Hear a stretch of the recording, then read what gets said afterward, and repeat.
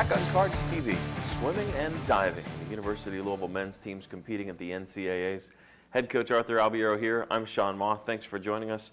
Coach, going in, I know you were excited, you were optimistic, a lot of energy going in as the meet began to matriculate, so to speak. You got more excited, and it was I guess we can almost say a milestone weekend for the University of Louisville, finishing 17th on the men's side, and in particular, Carlos Almeida finishing third in the 100 breast and fifth in the 200. I mean, two top five finishes from a junior and a group of guys that are all coming back. What a weekend. It was, you know, we couldn't be prouder of the way, really. And I think the way we look at this too, Sean, you know, we had 6 guys at the championships, but really they were representing everything that everybody that was home and everything that we've stood for the last 8 years. To me, that was a combination point of, you know, from A to Z of what we're trying to do. And, you know, we've made some huge steps towards our ultimate goals, and this was a big weekend for us. How do the dynamics change for a group of guys that have been traveling as a team of 20, 30, 40, 60 people to take that trip to the Twin Cities with just that unique, tight-knit group? Does it create like another team, or is there still that spirit of the U of L swim team?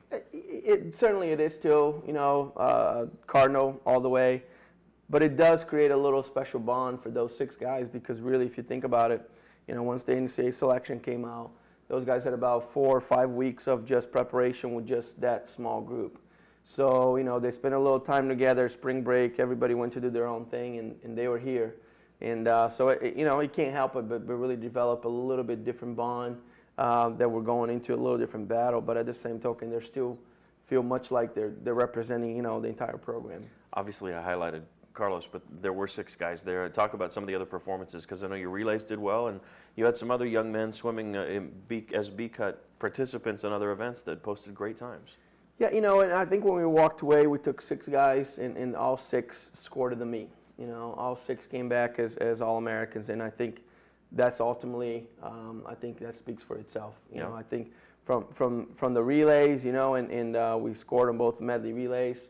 I think 12th in the 200 medley and 13th in the 400 medley, and those are relays that we didn't qualify to go. Yeah. That means we were not top 14, top 15 to go, but we knew we had it. Yeah. And I think the biggest thing for me when you looked at it is that we swim at a much higher level at the NCAA Championships than we did at any other point in the season. And ultimately, as a coach, that's the way you plan, that's the way you plot it.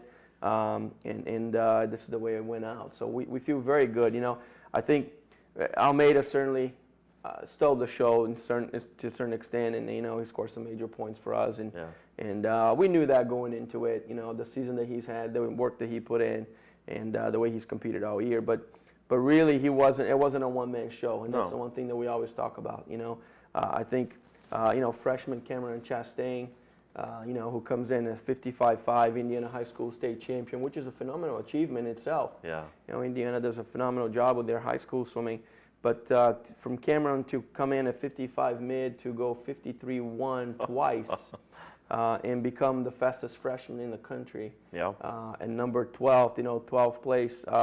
You know, it's, as I joked with him, he's still a boy in a man's game. Yeah. And I think, you know, credit to him. You know, he believed it. He had a phenomenal season again, and 53.4 at Big East was a big step, but you know, he showed his true colors when the competition stepped up. He found a new level. And correct me if I'm wrong. Again, these are 6 young men that are all coming back next year, but I want to say that it was either a PR or a school record in every race you swam up in Minneapolis. Pretty much. That's pretty remarkable. It was, you know, and again, when you look at the balance, you know, Carlos Almeida is a junior, Pedro Oliveira, who, you know, was key on our relays. You know, he was a butterflyer that helped us really put those relays together, and you know, unfortunately just missed the 200 butterfly, 17th by 3/10, and that's part of the game, you know, and then João De Luca, who, you know, a sensational freshman that really gave us a chance on those relays too, and individually, you know, his lifetime best was 135.0 here at Big East, and he was 135.2.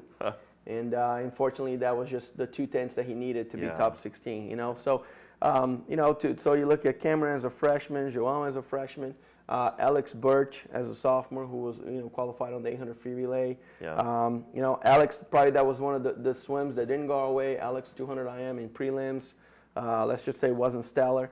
And but I was so impressed with the way he came back on the second day and went a lifetime best by over a second on the 200 free. In a swim that, he wasn't swimming. He knew it was going to be difficult for him to get a second swim.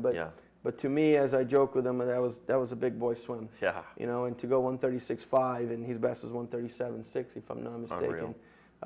Coming back from a rough first day. So to me, we grew as a team, we grew as a program, and then Brandon Andrews. I mean, how can you leave him off? He's been a stalwart for us all year, and he snuck in there 16th in the 100 back, and then found a way to swim, just a little bit better and finished 12th in the country. Unreal. And that's an event that we kind of found that was a new event for Brandon. He was from the 200 free, and this year with the team balance, we started playing around with the 100 back, and ultimately, I think it is one of his best events. I think it worked out okay. I think it did.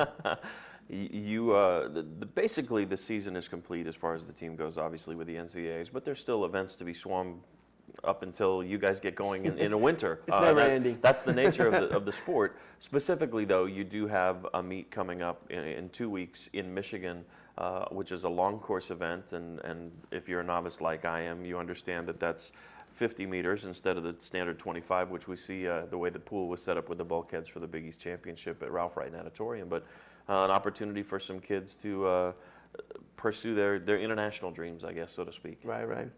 Well, this is the Olympic cycle. The Olympic Games are not that far from us right now, and now that we really completed the short course season, from this point forward, everything is about long course swimming. So we're taking a group of 8 to 10, finalizing a couple of things here, but it's the priority is to go in there to make Olympic trial cuts. And for some of our international guys is to put up some times for their federations, which. We've had situations in the past where Esther Pavazzi was qualified for the European Championships with a swim in a Grand Prix meet, after NCAA. So sure. The opportunities are there, and that's why we made that a priority on our schedule. It's just one more chance, and not only that, but we haven't really talked a whole lot about this, Sean. But in 2004, we had no Olympic trial qualifiers, no U.S. Olympic trial qualifiers. My first year here, full year. And it was painful. Yeah. And in the history of the program, so in 2008 we changed that. We had 9 qualifiers. Wow. And we made a decision right then and there in Omaha in 2008 that we wanted to go back to the 2012 Olympic trials, and we wanted to have 30 people associated with our program. I know it's lofty. Yeah. But so it's everything we've done here. So you bet. And that's been a priority for us in the way we've recruited. We want people that are not just thinking about collegiate swimming; they're thinking about overall pursuing, U.S. national teams. Certainly, our international guys pursuing their home teams. Yeah. But that's a priority for us. So right now, that's in full force. And we're making great strides towards, having 30 of our own. Representing, whether they're representing their club teams, I mean, that's not an issue for me. I want kids that are associated with our program, that are our kids, that we want to be 30 strong there, and we're moving towards that. Excellent. Well, we'll keep count, and we'll keep track of it with you, and we, again, congratulate you on a fantastic finich to your season. Thank you, and I want to take the time to thank you for, this great forum. It's neat to come here and not so much not only to discuss and make this maybe more of a public venue, but more than anything, you bring so much excitement to me and allows me to kind of a lot of the times I put those things away. That was last week and I'm getting ready for the next thing, but this allows me selfishly to come here and relive some of the cool moments, and certainly appreciate the role that you play, a very significant one. So thank you. Well, it's been a pleasure. Thank you, Coach. Thank you. For Arthur Albiero, I'm Sean Moth. We thank you as well. We look forward to our next meeting right here on Cards TV.